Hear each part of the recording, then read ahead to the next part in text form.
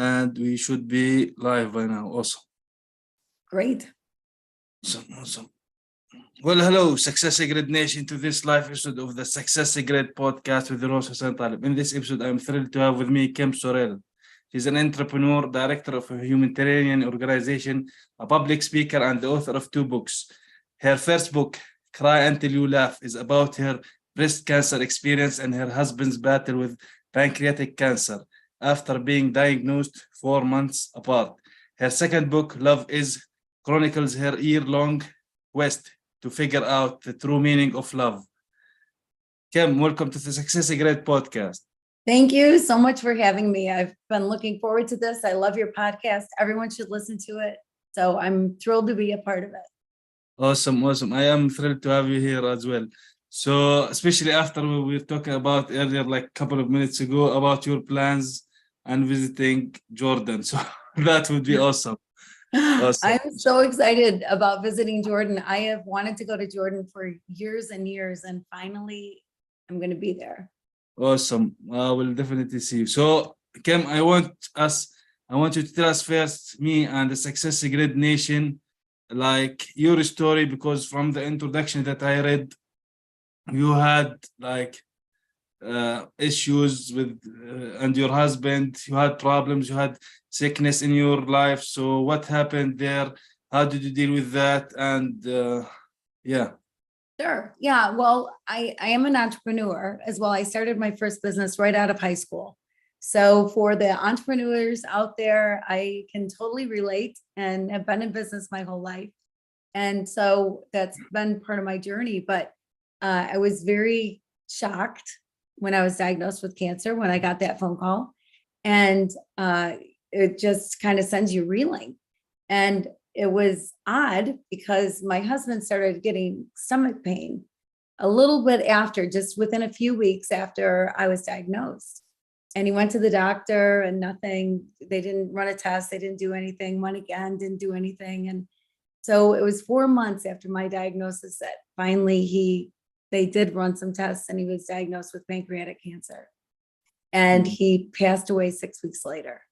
No, sorry. So yeah, it was a crazy time because I personally don't know any couple that they've both had cancer at the same time. I mean, I know it must happen, unfortunately, but it was I went from, being cared for to caretaker, and we had a great 6 weeks together, and he was a wonderful man, but it was hard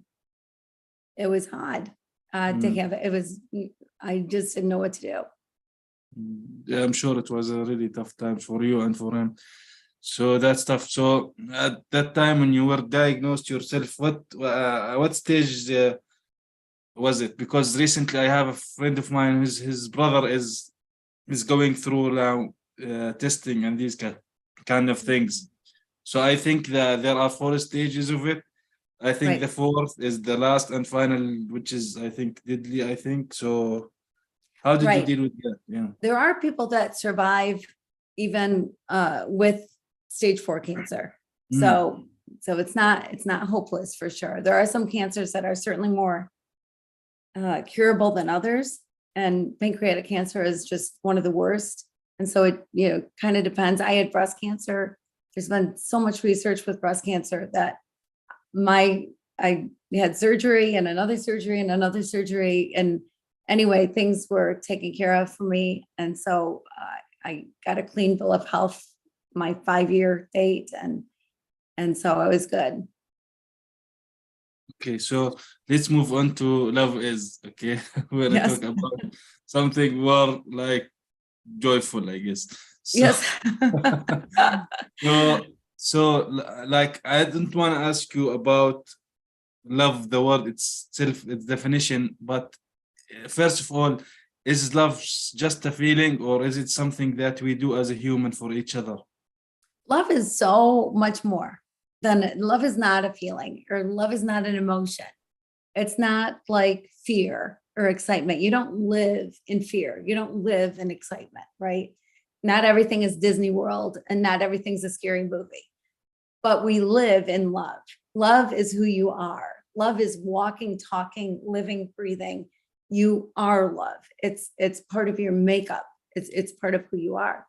How you express it and how you choose to look at it is totally up to you. I mean, that's one of the things that I learned as going through my cancer journey and my husband's was there are things you have no control over in life.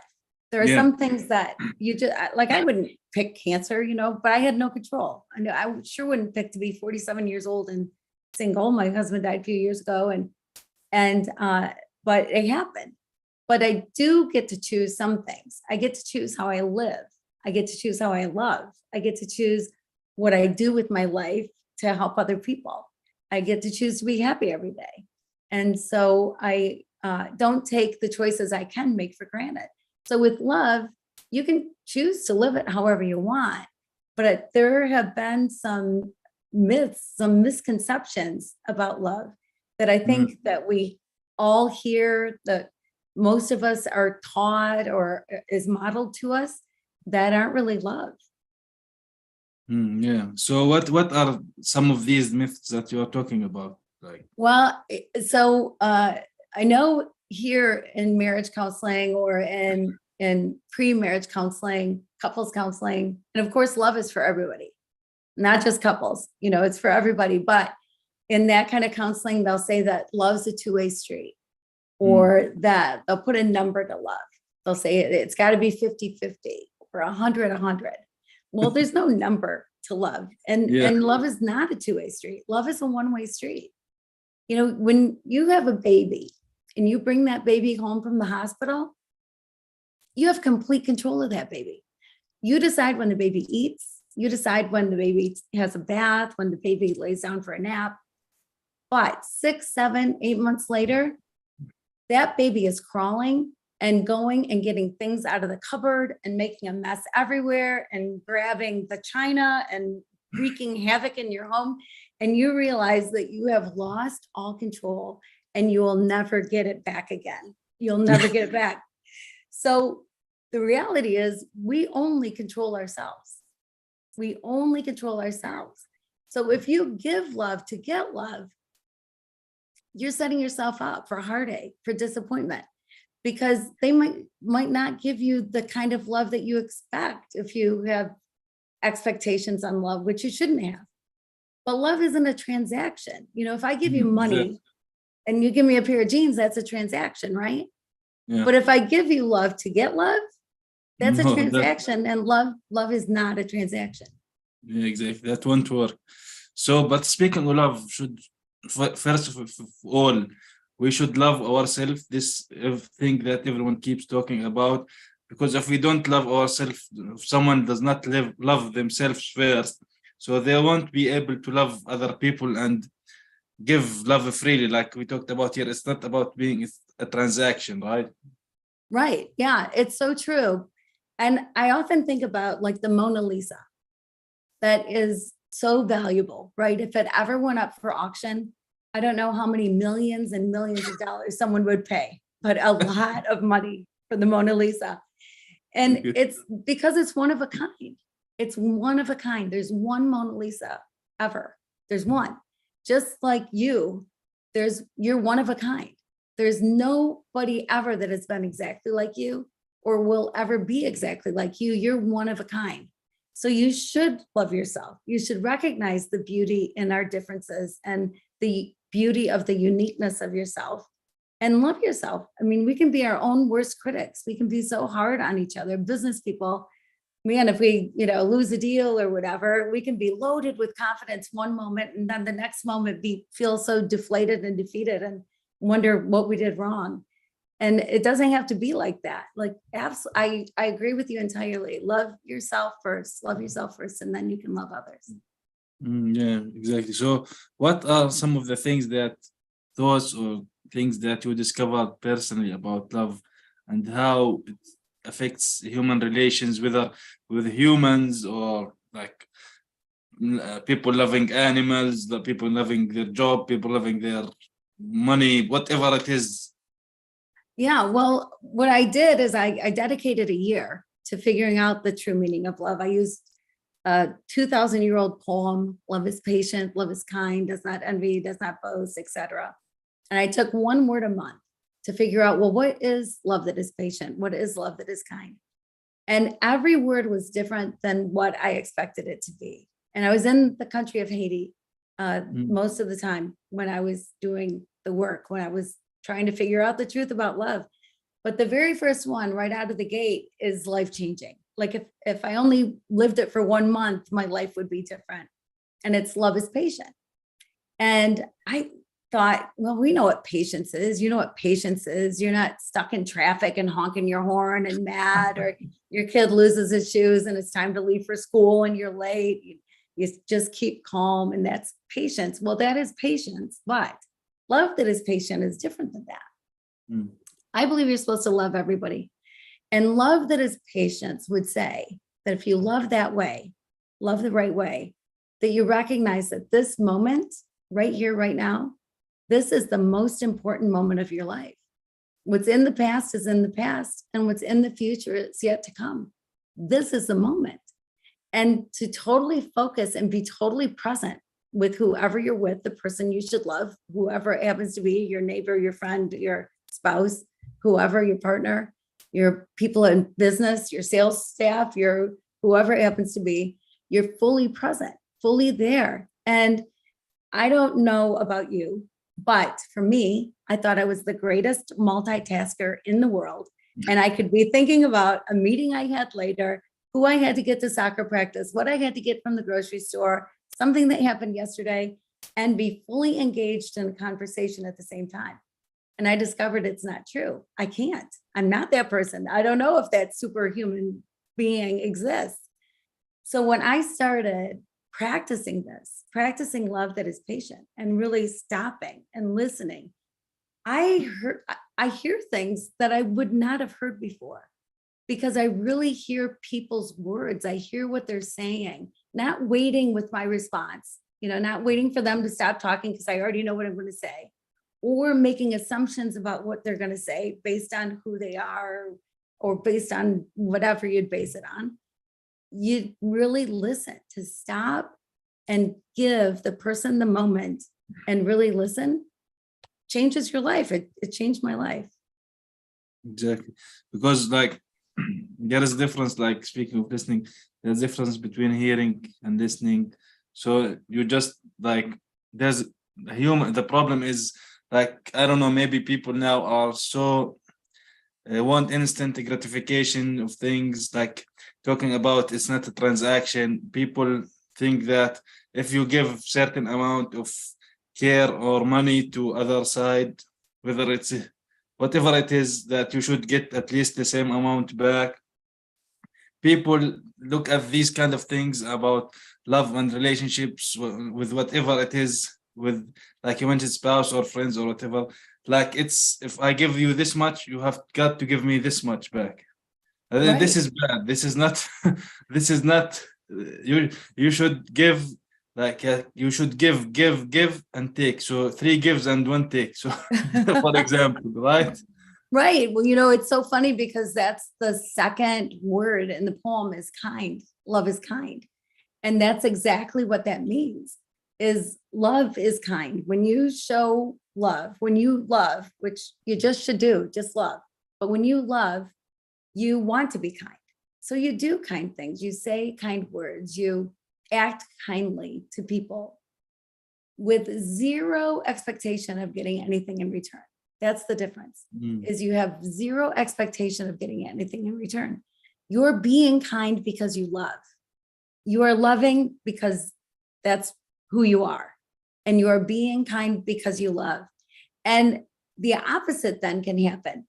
So, quite often you hear people might say, oh my gosh, they didn't even say thank you.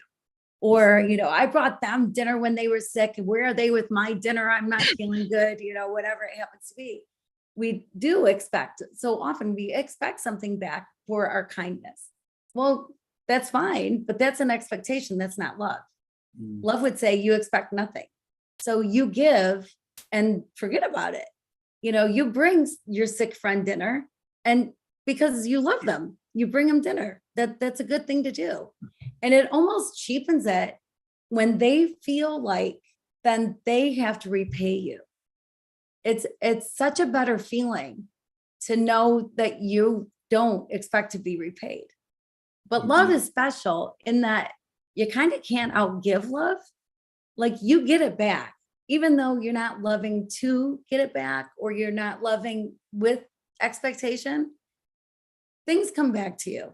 When you live love, love just works that way. Things do come back to you. Exactly. This is one of the things that these kind of things, because when you love and you wanna, like you mentioned, care for someone or have patience with them and listen to them, these kind of things eventually take some of your time. So basically, one of the most important assets in for us humans is time. So because like you mentioned, there are things that are out of our control. Like when you are traffic, also time is out of our control. When it's gone, it's gone. So you should use it wisely. And it's so easy as business people, when you're running a company or you're growing a company, you're trying to make things happen, to get wrapped up in what's going on the screen in front of you, to get wrapped up in the numbers and unwrapped from people. And so keeping people as your focus and realizing it, that's what life is all about. Life is all about love and relationships. And it's love that changes the world. It's love that changes everything. And it makes you authentic. It makes you real when you really do it, not for gain, but you love because that's who you are. People are drawn to people who love. You know, if you think about people that you want to do business with, if you think about people that you want to be friends with, if you think about whoever it is that you're sitting across the table with, live with, those people have demonstrated something to you. And typically it's because they are who they are. They're authentic with you. So it's not a cheap salesman coming in and saying, oh, buy my product, and oh, you're beautiful and you're wonderful, now buy my product.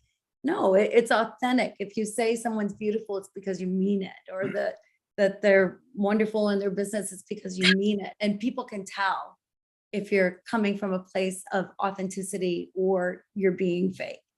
And real love is just authentic. Yeah. So like, for example, for these people that expect the same thing that they give, they have it back. How would you tell them to deal with this, and how to look at things different, in a different way, from a different angle, from a different perspective? It is a mind shift. It is a mind shift because we've lived however many years we've lived thinking love is one way. And then I go spend a year, so nobody else has to. I did everybody's homework for you. You don't have to go to Haiti for a year to figure out love. I can give you the information. But it was a real mind shift for me. And it's things I had to practice. It didn't come just all naturally. I think when you're born knowing how to love the right way. And then we lead people astray on what love really is. And so it takes practice. And like giving, like I love that you brought that up, that you give without expectation of getting anything back. You know, you just give, you just are kind because you are love, you are kind.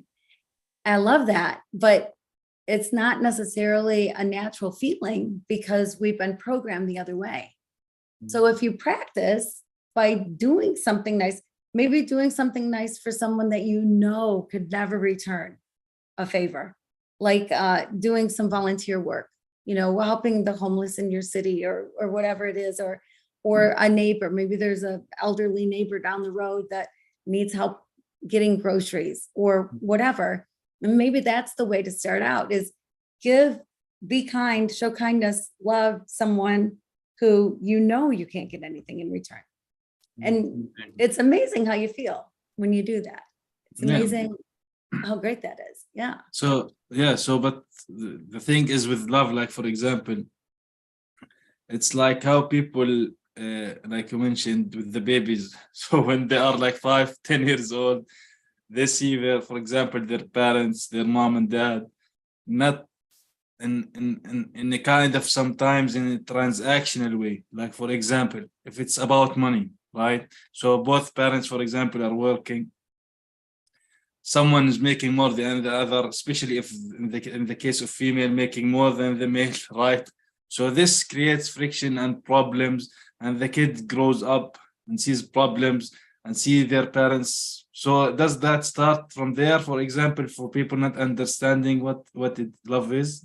Yeah, absolutely. Because it is what's demonstrated to us. I mean, that's where we learn about love is from our parents, our grandparents, our teachers, our mentors, whoever has some influence in our life. That's where we learn it from. And so it's important to teach your kids the right way and demonstrate it the right way. And in the case of two people making two different amounts of money and the woman making more, I know a male ego can get a little hurt when the wife is bringing in more money. But I'll tell you, in my marriage, I'm the one that had the businesses. My husband quit his job to come and work for me. And Really? yeah, yeah. Oh, And that's amazing. yeah, he didn't have an issue with it because I had great respect for him and he did for me. So, and he was great at his job. And if you have staff that are great, you leave them alone anyway. I mean, you'll just let them do their job, right? And so it's not like we didn't have conflict at work. For the most part, it was rare if we ever, I'm trying to think if we ever had any issues at work. But so I was really the one making more money, but it didn't matter. It all went in one pot. And we spent it out of one pot. We didn't have his money and my money. We did everything together because we loved each other. Yeah. So from your experience, for example, how love applies to, speaking of money, applies to money. Do you have any opinion about that? It's interesting. I learned some great things from my dad, who was the greatest businessman I've ever known, the greatest entrepreneur I've ever known. So the things that he taught me were way more than you can get in a college doctorate or MBA or anything else. And one of the things he always said was that money is a tool, period. Money is a tool. So you use money. Don't ever let money use you, but you use money for what you need to use it for. It's not something to be coveted. It's not something to stockpile up and, sit on a bunch of money and think that now you've made it, but it's a tool. That's all money is. And so if you recognize money for what it is, it puts it in a different perspective. Yeah, it could be like a means to an end, but not the end itself sometimes. Right. Especially if used right way, wrong way. The money is something that could be used in a wrong way. So, so true. Yeah, exactly. Yeah. So you want to spread love, you want to help who can't help themselves, for example. That's a good way, for example, to do it right. Yeah. So and you being an entrepreneur and author, so what are some of the, let's say, some of the failures that you had, the big one, and one of the most things or successes that really stick to your head? Well, as far as failures go, I've certainly had my share. I think when you are gutsy and you're willing to take risks, that some are going to pay off and some are not. And that's just part of life. I don't know anybody who has had 100% success in everything that they've done. But I think that's good because I've learned way more from my failures than I ever learned from my successes. But one of my biggest issues was my ego, because I don't think about my gender until it's pointed out to me. And I've been in industries that are typically male industries. Like I own a golf course, and there are very few women that own golf courses. And I had one day a salesman come in selling golf carts. And he said, I want to talk to the owner. And I said, how can I help you? And he said, no, I need the owner. I said, okay, my name is Kim. How can I help you? And he said, no. I need to talk to that one guy. I met him before. And I said, well, I don't have time for this. So just tell me why you're here and how I can help you.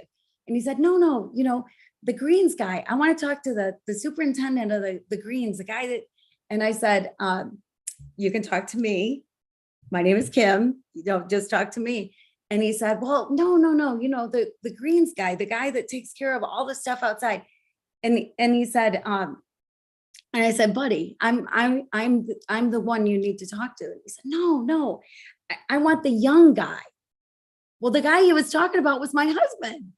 So he's calling him the young guy, and apparently thinking I'm much older than he is. He's like, no, the young guy. I'm thinking, oh my gosh. And so I said, you know what, we're done. We're done here. It's time for you to leave. And he's like, what's the matter? What's the matter? I said, I don't have time for this. It's just time for you to go. Well, he showed up a couple years later, like he was afraid to come by again, I guess. And my husband happened to be outside where he was coming in, and met him at the door, whatever. And he was looking around, and he said, is that buzzsaw of a woman still here? And my husband just laughed because he knew the young guy's story that I had told him. So my ego, has gotten in the way more than once. And then I get taken down a peg or two, and that's a good thing, because, ego shouldn't be a part of it at all.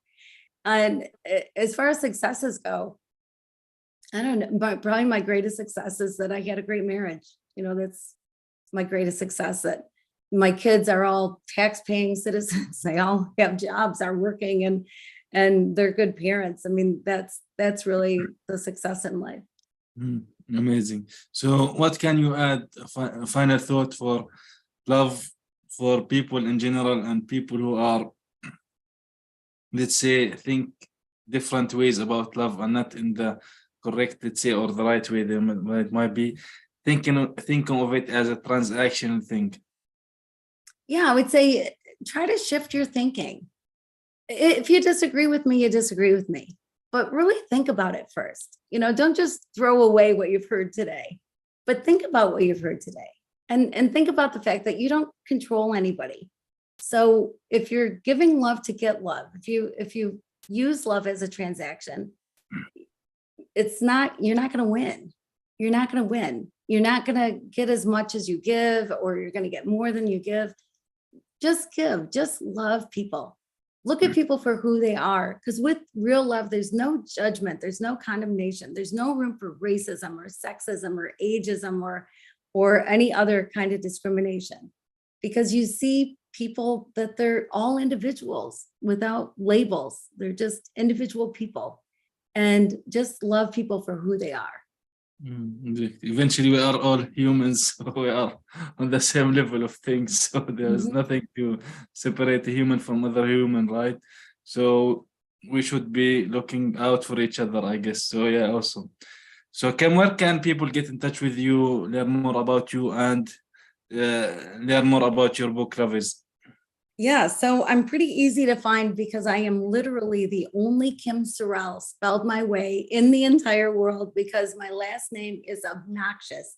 There are way too many letters, 2 R's, 2 E's, 2 L's, SORRELLE. So kimsorrelle.com is my website, but you can also get there. Love is the name of my book, and loveis.info. You can get to my website that way. But I'm on all the social media platforms. I love hearing from people. I'm out and about. I'm around teaching people about love, talking about love. Love Is, my book is available in brick and mortar stores. It's available online at Amazon, at any online bookseller. It's available. This is what it looks like, so it's easy to find. Great big Love Is. And so have fun reading it. And if you don't like it, let me know. I'll give you your money back. Thank you, Kim, for being here today with me on the SuccessGrid podcast episode. It was amazing to share your stories and your thoughts on love, and your research and working on love, and how people should see it and look at it in different way. Thank you, Kim. Thank you so much for having me. You're wonderful.